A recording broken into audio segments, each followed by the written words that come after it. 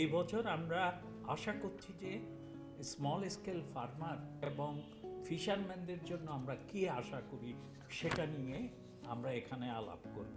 Development প্রজেক্টগুলো কারণে আমাদের যে গরিব ফার্মার্স এবং কি ফিশার্সরা ক্ষতিগ্রস্ত হচ্ছে। At least 10 to 15% climate finance should be directly accessible to the এফওস।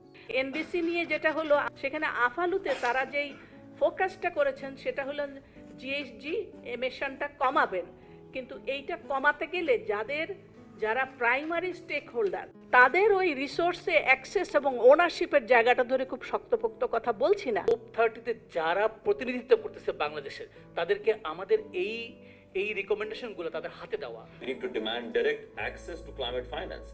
Unless climate finance is delivered, we cannot achieve justice. যে কপগুলো হয়েছে সেইখানে ফিশার্স অ্যান্ড ফার্মার তাদের বিষয়টা পুরোপুরি উপেক্ষিত ছিল। বাংলাদেশ সরকার যে জলবায়ু পরিবর্তনের জন্য ন্যাপ প্রণয়ন করেছে এবং ন্যাপ বাস্তবায়নের জন্য ন্যাপ ইমপ্লিমেন্টেশন প্ল্যান তৈরি করবে, আলোচনা শুরু হয়েছে।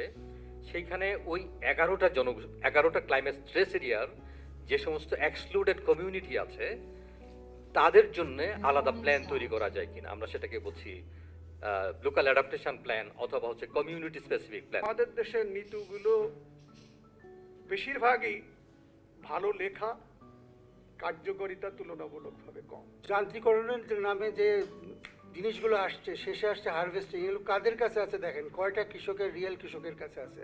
এই অ্যাডাপ্টেশনগুলো আমাদের কতটা নারী বান্ধব হচ্ছে এটা দেখা দরকার।